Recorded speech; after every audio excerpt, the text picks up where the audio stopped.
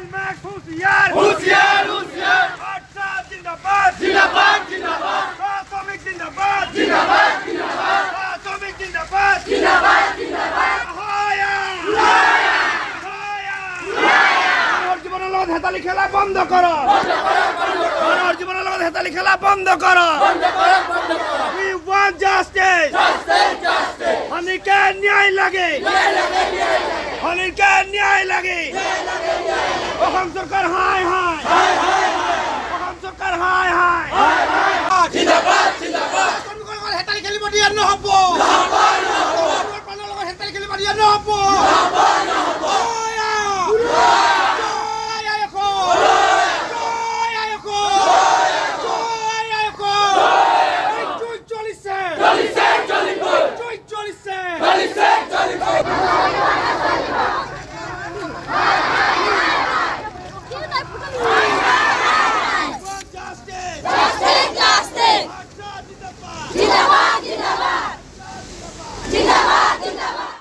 অৱশ্যে আজিৰ পৰা ৩টা দিনৰ পূৰ্বে এক ভয়ংকৰ পথ দুৰ্ঘটনা আৰু যিটো দুৰ্ঘটনা যোৰহাট জিলাৰ টিয়কৰ জগৰা অঞ্চলত হৈছিল যে ৩৭নং ৰাষ্ট্ৰীয় ঘাইপথৰ ওপৰত এখন খাৰুৱা তেলবাহী পৰিবাহী এখন ট্যাংকাৰৰ দুৰ্ঘটনা হৈছিল আৰু দুৰ্ঘটনাৰ পাছৰ পৰ্যায়ত যি ট্যাংকাৰখনৰ পাছত নিৰ্গত যিসমূহ তেল অৱশিষ্ট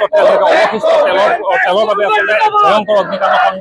সংঘটিত হ'ল আৰু সংঘটিত হোৱাৰ অগ্নিকাণ্ডৰ ফলত আচলতে চাহ বাগিচাৰ ৩গৰাকীকৈ মহিলা আৰু ২গৰাকী মহিলাৰ এগৰাকী কিশোৰী আচলতে অগ্নিদগ্ধ হৈছিল যি আচলতে অভিযোগ এই অভিযোগ আচলতে আজি তাৰিখত চাহ জনজাতি ছাত্ৰ সন্থাৰ সম্পূৰ্ণ অভিযোগ আনিছে যে এই ক্ষেত্ৰত প্ৰশাসনে আচলতে দুৰ্বল ভূমিকা তেওঁলোকে যি ধৰণৰ ব্যৱস্থা গ্ৰহণ কৰিব লাগিছিল ব্যৱস্থা গ্ৰহণ কৰা নাই সেই অভিযোগত এই মুহূৰ্তত আৰক্ষী থানাৰ সন্মুখত প্ৰতিবাদ সাব্যস্ত কৰিছে আৰু একাংশ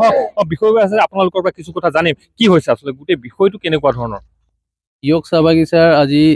এদিনৰ পূৰ্বে মানে দুদিনৰ পূৰ্বে টিয়ক বাগিচাৰ যিটো ঘটনা হ'ল একেবাৰে নিন্দনীয় আৰু আমি প্ৰশাসনক প্ৰথমতে ধিক্কাৰ দিছোঁ তাত টেংকাৰ এটা যেতিয়া পৰি গৈছে টেংকাৰৰ পৰা তেল পৰিছে সেই গোটেই চোৱা চিতা দায়িত্বটো প্ৰশাসনৰ আছিলে পুলিচ প্ৰশাসনৰ আছিলে ফায়াৰ ব্ৰিগেডৰ যিখন মানুহ গৈছিলে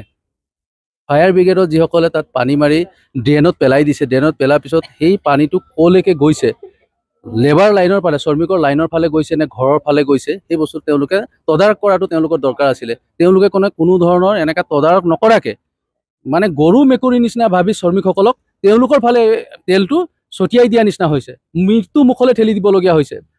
মৃত্যু মুখলৈ ঠেলি দিছে তেওঁলোকে এটা অন্ধকাৰত ৰাখিব বিচাৰিছে আমাক গতিকে ইয়াৰ ন্যায় লাগিব আজি আৰ্টছাৰ উদ্যোগতে হৈছে আৰ্টছাৰ উদ্যোগতে অনুষ্ঠানটো আমি চাহ মজদুৰ সংঘৰ চাহ শ্ৰমিক ভাইসকল ওলাই আহিছে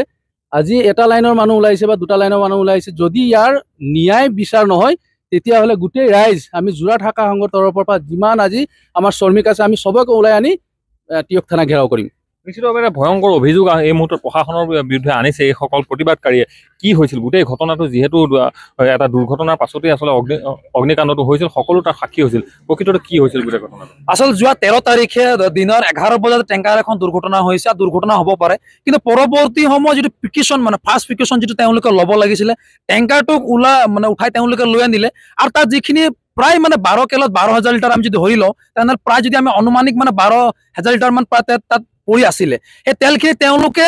পানী মৰাই মানে ফায়াৰ ব্ৰিগেডৰ পানী মৰাই পিনি তাত যিটো নৰ্দমা আছে হাইৱেৰ যিটো ড্ৰেইন থাকে ড্ৰেইনৰ লগত লাগি থকা যিখন নৈ আছে সেই নৈ তেওঁলোকে পেলাই দিলে তাৰ পাছত গৈ যে তাত ক'ৰবাত দুৰ্ঘটনা হ'ব পাৰে বা ক'ৰবাত কিবা এক্সিডেণ্ট হ'ব পাৰে সেই কথা তেওঁলোকে কোনো ধৰণৰ গুৰুত্ব সহকাৰ নল'লে আৰু সেই তেলখিনি কেনেদৰে নিষ্কাশন কৰিব পৰা যায় কোনো ধৰণৰ গুৰুত্ব সহকাৰ নললোৱাৰ কাৰণে গধূলি সময়ত টিয়ক চাহ বাগিচাৰ জগদুৱাৰ 12 নম্বৰ লাইনৰ কৰম আছিলে তেওঁলোকে তাত যিটো নিয়ম থাকে আমাৰ পাৰম্পৰিক যিটো নিয়ম থাকে তেওঁলোকে গা ধুবলৈ গৈছিলে চাকি জ্বলাওঁতে গোটেই বৃহৎ জুই লাগিলে সেইটো আপোনালোকে নিউজ হৈছে বৃহৎ জুইত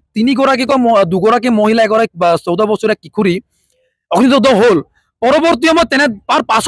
পাছতো এইসকলক চিকিৎসাৰ কাৰণে যেনে ব্যৱস্থা কৰিব উদ্ধাৰ কাৰণে যি ব্যৱস্থা কৰিবলৈ কোনো ধৰণৰ ব্যৱস্থা গ্ৰহণ কৰা নাই তাৰ স্থানীয় ৰাজ্যৰ পৰা আমি গম পাইছোঁ প্ৰশাসনে সেইটো মত দম দিয়া কথা আমি গম পাইছোঁ ৰাজ্যক গতিয়াই দিয়া কথা আমি উল্লেখ হৈছে এইসকলক উদ্ধাৰ কৰি তেওঁলোক চিকিৎসা নিয়াৰ পৰৱৰ্তী তেওঁলোকে বহু এনেধৰণে কাম কৰিছে আৰু লগতে এই গোটেই ঘটনাটো গাপ দিয়াৰ কাৰণে পুলিচ প্ৰশাসনে জিলা প্ৰশাসনে গুৰুত্ব সহকাৰ লৈছিলে আৰু আমি ধিক্কাৰ জনাইছোঁ এই কথাটো লগতে আমাৰ দাবী যে এই যিটো ঘটনা হ'ল উচ্চ পৰ্যায়ৰ তদন্ত হ'ব লাগিব আৰু যিসকল তাত অগ্নিদগ্ধ হয় তেওঁলোকক এককালীন সাহায্য উন্নত মানৰ চৰকাৰী খৰচত চিকিৎসা আৰু যিটো এই যিটো অইল মেক্সৰ যিটো ইয়াত আজি উল্লেখ হৈছে যিটো ঘটনা ইয়াত বহু ধৰণৰ কথা উল্লেখ হৈ আছে বহু ধৰণৰ কথা চৰ্চাত আহি থাকে যে অইল মেক্সৰ তেলখিনি চুৰি বা বহুত ধৰণৰ কথা থাকে আমাৰ তথ্য নাই মই আগতে কৈছো কিন্তু এই বিষয়টো আমি দাবী জনাইছো তদন্ত হ'ব লাগিব কাৰণ তেওঁলোকে কালি যেতিয়া তেওঁলোক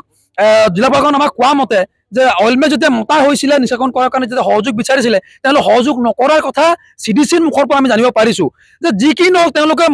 মৰেল গ্ৰাউণ্ডত আহি পিনে এইটো চোৱা চিতা কৰা তেওঁলোকৰ দায়িত্ব আছিলে গতিকে এই গোটেই ঘটনাটো উচ্চভাৱে তদন্ত কৰিবৰ কাৰণে মাননীয় মুখ্যমন্ত্ৰীক আমি স্মাৰক পত্ৰ দিম মাননীয় জিলা আয়ুক্ত মহোদয়ক আমি স্মাৰক পত্ৰ প্ৰদান কৰিম যদিহে এই কোনো ধৰণৰ আমি যদি 24 ঘণ্টা বা 48 ঘণ্টাৰ ভিতৰত যদি কোনো ধৰণৰ ব্যৱস্থা গ্ৰহণ বা কিবা একো দেখি নাপাওঁ তেনেহ'লে আমি ইতিমধ্যে কৈছো যে যোৱাটো প্ৰায় 10-15খনৰ বাগিচাৰ শ্ৰমিক ৰাজ্যক আমি গণতান্ত্ৰিক ডাঙৰ কাৰ্যসূচী কৰিবলৈ আমি কিন্তু বাধ্য হ'ম নিশ্চিতভাৱে এটা ভয়ংকৰ অভিযোগ এই মুহূৰ্তত লৈ আহিছে যিহেতু মই পূৰ্বে কৈছো যে যিটো দুৰ্ঘটনা সংঘটিত হৈছিলে দুৰ্ঘটনা সংঘটিতৰ পাছতেই এক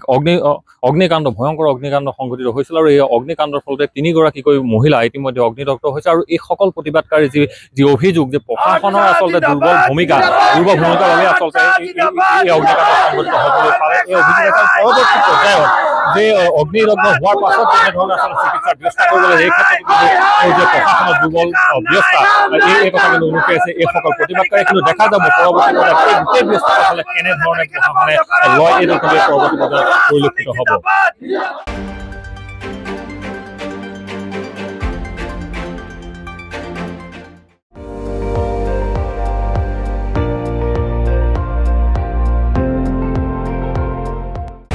আপুনি চাই আছে ND24